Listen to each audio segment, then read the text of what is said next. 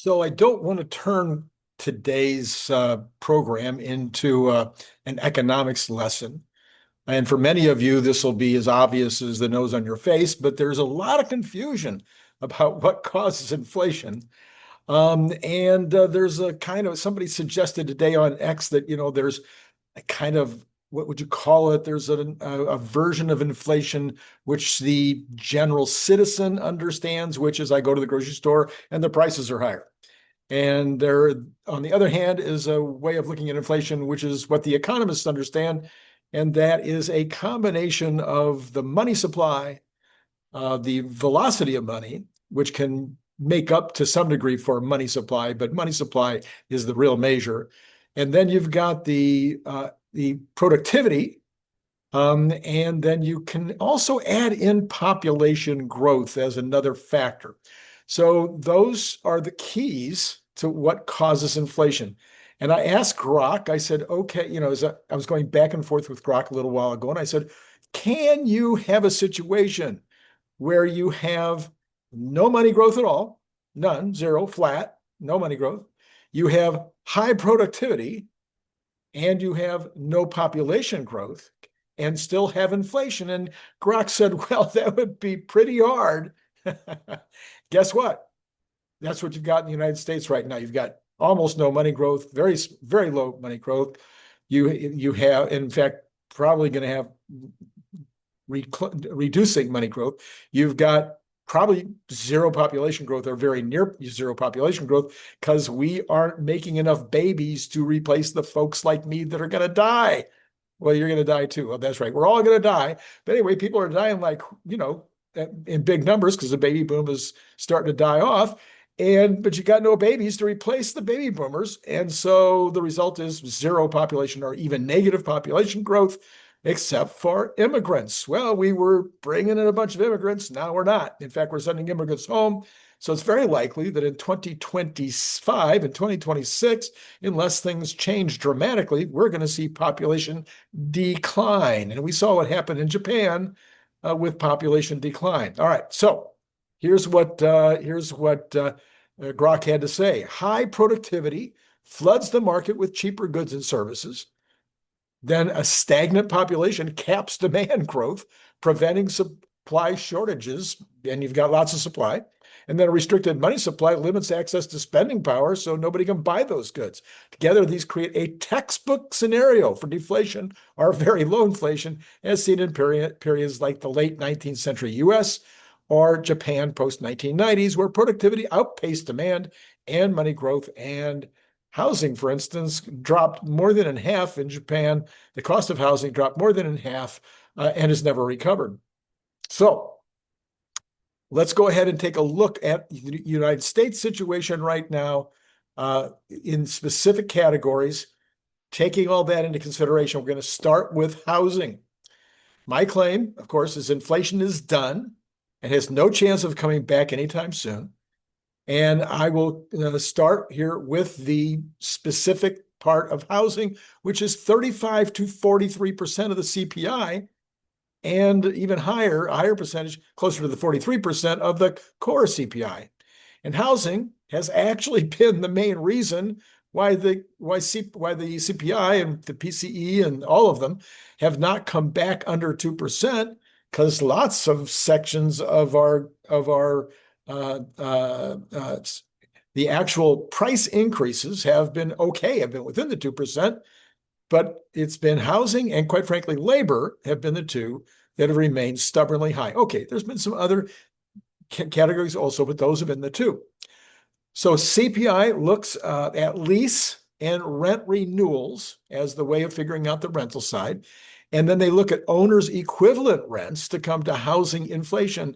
And people have argued that this is a really stupid way to do things, the owners' equivalent rents, and it's a very big lagging indicator. In fact, all of those three combined are lagging indicators. It takes at least 6 months to a year before the fact that rents are going down and that housing prices are going down before it shows up in the CPI.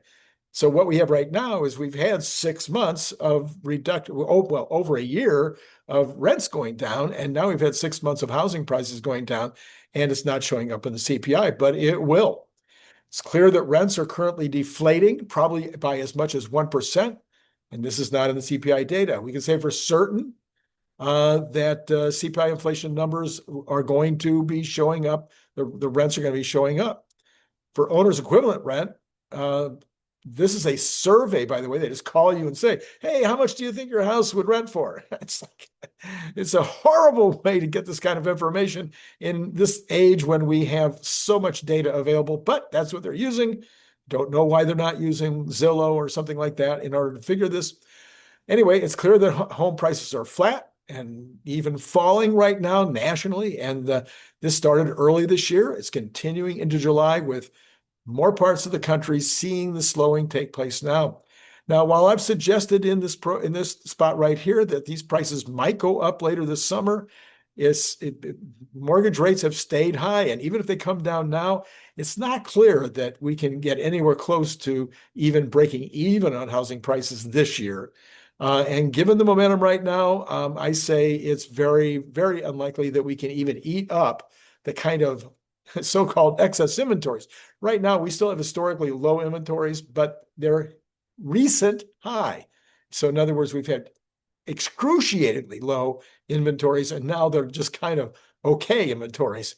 So, but I don't think we're going to eat into those in any measurable way. Therefore, it's pretty hard to see housing prices going up this year.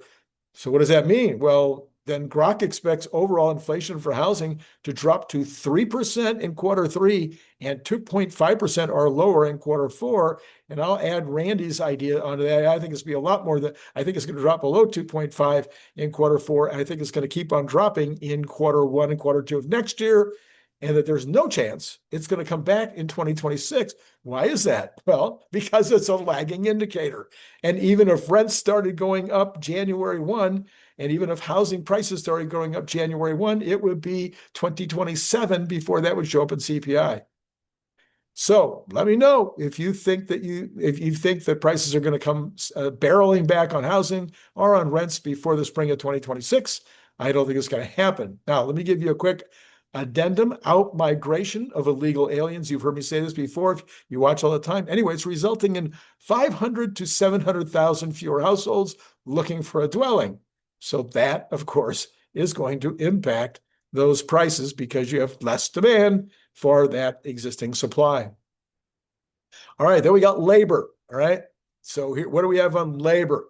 Labor is not in the CPI specifically, but the current Fed is hoping, gunning for a 3.5% inflation in wages, because it figures that if inflation is at 2% and wages are at 3.5, that would provide folks, the people like you and me, with a 1.5% per year actual real increase in earnings. Now, that never happened during the Biden years. It happened during the Trump years, but that's the only time it's happened in the last 50 years. It's happening again now. We've had the fastest increase in real wages in history, 1.7% year to date. And that is very, very good and will probably continue based on what I'm going to talk about now. Now, there are three aspects of the current labor market which seem to be undercounted in the analysis. Number one, as just mentioned, out-migration of 1 million illegal immigrants rather than incoming 2 million per year. This impact will be mostly, this is going to have a big impact on labor, okay? And the impact is mostly going to be felt at the low end of the scale, and often it's not even going to show up in the actual statistics, but it will have some impact on the earnings. As employers have to pay higher wages, it's going to have an impact on business earnings because employers are going to have to pay higher wages to actual citizens, and they're going to be more likely to report those than they are to the non-citizens. We're already seeing in the numbers that are coming in with the labor reports that all the hiring this year has been citizens, whereas for the last 4 years, report after report after report, we saw that no American citizens were being added to the labor rules, and only illegals, well, I'm sorry, only immigrants were being added. So that's been a complete turnaround. Number two, most increases in labor over the past 4 years were government, and those were very high paying. There were also many government related jobs such as contractors, And there was also medical and education. Almost all the increases for the last 4 years were in those groups, okay? The federal government jobs and the contractor jobs are decreasing right now rather than increasing. And this should continue, in fact, increase now that we've got the federal government, the SCOTUS, the Supreme Court of the United States, agreeing the other day to allow Trump to continue to make his cuts. So this is going to put downward pressure on the labor costs for these high-paying jobs in the government. Now, fortunately, those people, a lot of them are going to go into the private sector. As they go into the private sector, they're going to hopefully add to productivity because they've been around for a long time, working hard, I hope. And so maybe we'll see an increase in productivity from them going into the private sector. Number 3, AI is starting to hit big. This is going to have a negative impact on high-paying white-collar jobs and some lower-paying clerical jobs. On the other hand, there will be increases in productivity, which will lower inflation, potentially a lot. So here is Grok's final analysis, which I happen to agree with, including the 3.5% inflation rate, which will be better for labor than expected, as inflation will be under 2%, in my opinion. So Grok thinks 3.5, which is just what the Fed wants. Given these factors, labor cost inflation is likely, here's what Grok says, given these factors, labor cost inflation is likely to remain below 4% year over year over the next 2 quarters. The cooling labor market with wage growth slowing and downward pressure from reduced federal employment and AI-driven layoffs suggest a stable or slightly decreasing trend. For quarter 3, it might be around 3.6%, and for quarter 4, potentially around 3.5%, as per projections based on current ECI trends and economic forecasts. The Congressional Budget Office projects wage growth to slow over 2025 to 2035 as labor demand softens, supporting this outlook. However, the reduction in illegal immigration and potential outmigration could tighten labor supply, exerting slight upward pressure. Given the magnitude with illegal immigration historically contributing large numbers to labor supply in lower skilled sectors and immigration likely affecting a smaller skilled portion, the net effect is expected to be limited. So overall, the evidence leads towards labor cost inflation remaining around 3.5 to 3.8 year over year, with a base case of 3.6 for quarter 3 and 3.5 for quarter 4. All right, so that's very, very good news. All right, so this is, it looks like Goldilocks, right? Well, let's talk about number 3, oil, the blood of the economy. I'm not going to bore you with the details, but oil and related energy sources impact the price of what? Oh, everything. To the extent that we have lots of energy supply at low prices, it helps to keep prices down on everything.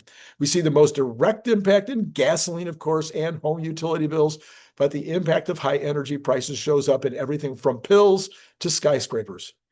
I mentioned that because of Trump. Where are we right now on energy costs?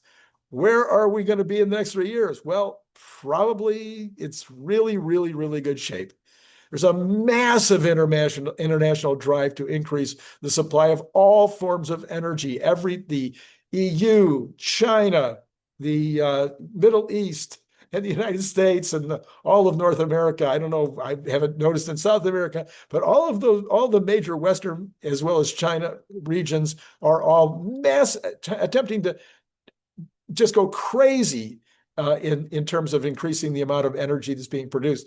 China, of course, is trying to go, I think it's from 3 terawatts to 8 terawatts. The United States is trying to go from 1 terawatt to 2 terawatts. Elon Musk wants to go to 1 terawatt just himself.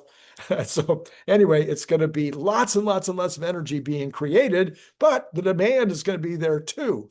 What we're going to have, though, is we're going to have about 3 years where I think that this creation of energy is going to be outrunning the demand. And what does that mean? Well, that means you have lower costs for the consumer and for businesses. Using it as oil as a canary in the coal mine, which is the weirdest mixed metaphor in history. Get it? Using oil as the canary in the coal mine. Anyway, never mind. Okay. We are seeing some very stable oil prices, even given some recent instability caused by Middle East turmoil. You got the Houthis continuing to create some trouble in the Red Sea, but I think that the international irritation at the Houthis is getting near the breaking point. I think they better watch out, or they're going to be bombed into oblivion. There's plenty of energy everywhere in the world right now. In fact, way more than is needed. Both Middle Eastern suppliers, read OPEC, OPEC plus, also Western sources, meaning the US and Canada, are increasing capacity and restricting, they're actually right now restricting actual production to keep the price at some kind of balance. Unless we have some kind of massively huge shock, this category is in great shape for 25 and 26 and won't be creating any inflationary pressure at all. I'm going to leave the story here for now because these are the three biggest things, okay? Housing, labor, oil. Those three are all in great shape. Yes, we have tariffs, but I've talked to you ad infinitum that tariffs are price. They are not inflation. And so I'm looking at maybe tariffs having an eventual 0.4% impact on inflation this year. So if it would have been 2.0, it'll be 2.4. But the shocking thing right now is we've seen nothing. We've seen zero impact from tariffs. And this has been confirmed by the Congressional Budget Office and others that we've seen nothing. So there's not going to be an increase in the money supply. I think you can count on that. It's not going to be a population increase. You can count on that. There's not going to be a change in immigration policy. You can count on that. And there's not going to be a change in the policy of any place in the world in terms of cutting back on the plan to increase the production of energy. So I think I'm going to conclude. I'm going to let you guys let me know in the comments below. I think inflation is DEAD completely. It's gone. There's no chance of it coming back right now. What do you think? So let's look at the numbers that I forgot to give you earlier today when I had Brian Wang on. So let's take a look where they are right now. So we have Tesla, which was down 0.65% in the regular hours, but is up now 0.11 in the after hours. So staying fairly flat. Brian Wang, if you didn't watch last hour, he suggested that he thinks it could be pretty flat between now and a couple of days before earnings, where it might start to perk up in anticipation or not. It might wait, he said, until after earnings, where we're expecting and a very enthusiastic and energetic and positive Elon Musk, which will probably result in the earnings, the price of the stock going up after the earnings call. Multiple other individuals in my group here that you hear from every day have a similar feeling about how things are going to work out. All right, let's go ahead and take a look at the rest of these. We got the bonds finally falling back down to 4.33, called 4.34. It's a very nice drop here. And we have got, but it's only down 0.4% in the after hours. Most of the drop was earlier today with Trump suggesting that we need to drop the Fed rate by 300 basis points, not even the 100 he was asking for earlier. He thinks it'd be 300. And we also had the Federal Reserve notes, the minutes from their last meeting suggesting that they're probably giving us greater certainty that September we're going to see the cuts, and could be earlier, but maybe unlikely. Gold down in the pre-market, another $5.70, sitting at 33.26. Sounds very close to the 33.33, which is our memory, our meme, right? So it's not much different than that. We've got silver sitting at 36.61, very close again to the 38.50, which is the highest of all time. Copper is definitely at the highest of all time, back up 1.24%. I went into a lot of detail about that with Brian. If you want to learn more about what's happening with copper, it's right now at 5.55 and change. We got the dollar ceding a little ground to the euro, but it's been a good day for the dollar. We've got Bitcoin going crazy. That's right, Bitcoin going crazy. All-time high earlier today, backed off a little bit since then, sitting at 111,316. Some people think that might be also in responding to the fact that the bond rates are going down. We have got the pre-market now for equities all down. We've got the Dow down 0.11, S&P down 0.11, NASDAQ down just a little more, 0.14.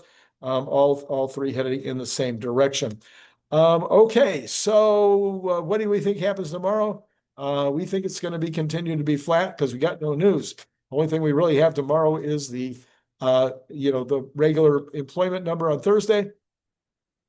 On Friday, we find out what the deficit was for the last 30 days. That's going to be really fun. I'm looking forward to that. But I mean, we're talking about no economic news of any critical part. Now, we were expecting some final deals from Treasury today in terms of tariff deals or deals with countries around the world in terms of trade. I haven't heard or seen any of those deals done. Isn't today the 9th? I don't know, but we'll see what happens over the next few days. I'm sure it'll all work out in the end. Okay, so earlier today, Brian Wang, just a little while ago, you definitely want to go watch that if you haven't seen it already. There's the card. Tomorrow will be a normal day, absolutely normal day tomorrow. Bradford Ferguson and Søren Basher helping out later in the day with the regular programming in the morning. All right, that's all I got for you right now. It's been great talking to you. I can find the off button here.